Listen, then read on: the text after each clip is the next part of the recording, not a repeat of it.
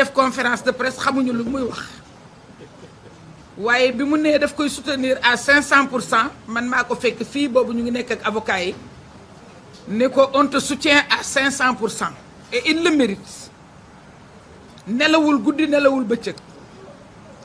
Et lii c'est le gain de l'engagement, de l'abnégation, de la rigueur. Il faut surtout relever la rigueur avec laquelle il travaille. Et ce qui se passe aujourd'hui, ça veut dire que quand on parle du parrainage, il y a eu bel et bien faute. Parce que le parrainage, on n'a pas besoin d'évoquer quelque jurisprudence que ce soit. Le parrainage, c'est inscrit dans une fourchette. Quand on a quelque chose en deçà de tel nombre, tu n'es pas admis. Quand tu as un parrainage au-delà de tel nombre, on te recale.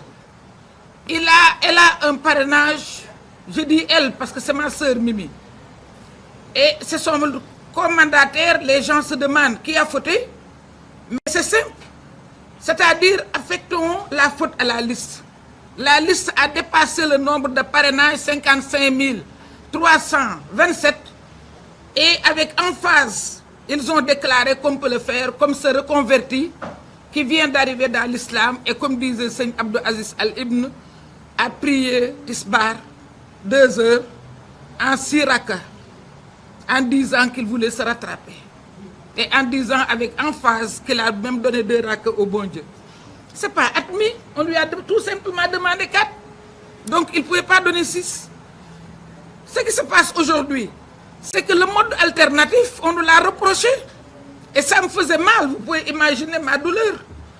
Quand on a parlé de Yewwi Askan Wi, et on l'a dit, on avait la possibilité, avant le contrôle juridique, de rectifier. C'était permis. Mais on n'a même pas voulu nous concéder cette possibilité. Et les gens qui parlaient, qui disent qu'ils ne sont pas politiques, effectivement, nous refusaient cette faveur. Et on avait bel et bien la possibilité de rectifier. Maintenant, ce dysfonctionnement, c'est-à-dire le non-respect du mode alternatif, parce que c'est bien libellé, c'était 3 conditionnalités. On a dit qu'il fallait respecter le mode alternatif dans la loi sur la parité, la loi 2010-11. On a bel et bien dit qu'il fallait régler le problème de la conditionnalité pour l'acceptation des listes de candidature. C'est-à-dire, on l'a libellé comme tel, toute liste qui ne respecterait pas la parité ne serait pas recevable. Et la 3e condition, c'est le problème de suppléance.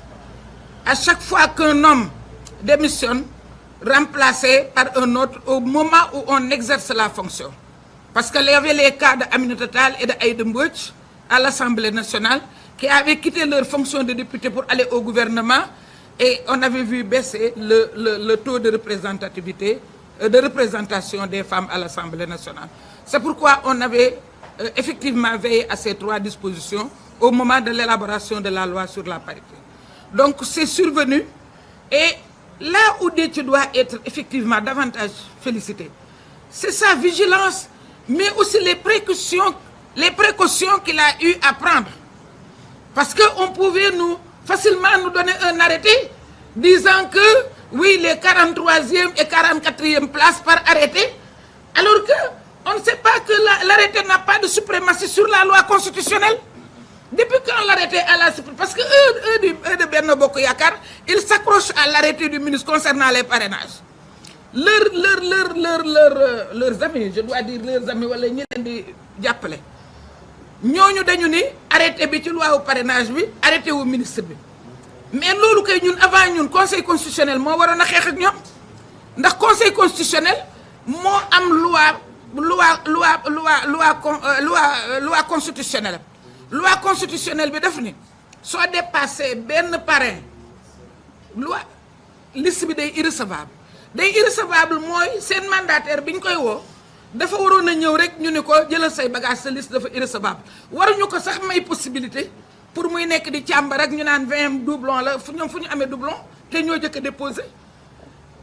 Donc aujourd'hui li nga xam ne moom la ñuy nawee Déthié ñu ngi lay gërëm, véritablement ku liggéey ñu d'accord ne liggéey nga parce que nag wax dëgg yàlla man de amoon naa lu ma naqari torop ndax man defoon naa du ma bokk ci benn coalition ñu koy sikke problème mu parité dégg naa ci lu nekk nag ndax léeg-léeg ngeen attaqué ma seen parité bi ngeen fi indi waaw mais comme que yàlla dogal na ba mu defee fee itam problème mu borom courrier rek ak borom koko yi ñu ne lu waay sàcc na ko wan borom koko yi sàcc koko ñu di ko borom courrier di ko reetaan ndekete moom sàcc na cour gaa yi gis nañ ko mais waxuñu ko dara mu reetaan ba sonn ñu daal di ñëw ne ki sàcc cour yaa ngi nii moom it mu war a wan na cour yi donc borom koko yi amatul benn problème donc vigilance bi nga def mooy balaa ñuy jël benn arrêté ndax ñoom nu leen neex la ñuy defee arrêté yi yëpp nag conseil constitutionnel parce que ñoom ñoo xam ni ñoom ñooñu ñoo yëpp conseil constitutionnel ndax conseil constitutionnel mënuñu ko reléguer au second plan ba arrêté wu ministre nga xam ne décret sax président de la république a koy jël mais arrêté boo xam ne ci ministère bi la yem ñu ne arrêté boobu moom moo ëpp daraja loi constitutionnelle loolu vraiment yebaate la te ñoom bu ñu amee ku leen yëpp kooku moo leen yëpp kooku def arrêté bëgg ko def donc yaakaar naa ne lii dogalu suñu borom la nañ ko delloo ci yàlla parce que di reetaane ndekete yow am nga loo toogaale day wane aussi parloo day wane ne bu ñu gënee gasaat sax est-ce que du ñu gisaat leneen est-ce que yow doo delluwaat parce que nag ñii contrôlé wuñu seen liste ñoom dañu acharné wu rek ci liste opposition bi lu ñaaw opposition bi la lu bon opposition bi la lu correctul opposition bi la ñoom seen liste moo baax moo jaadu moo normal moo am farata amul bàkkaar maa ngi leen di gërëm di leen sant je vous remercie. Merci beaucoup. Voilà, pour vous remercier et conclure, je donne la parole à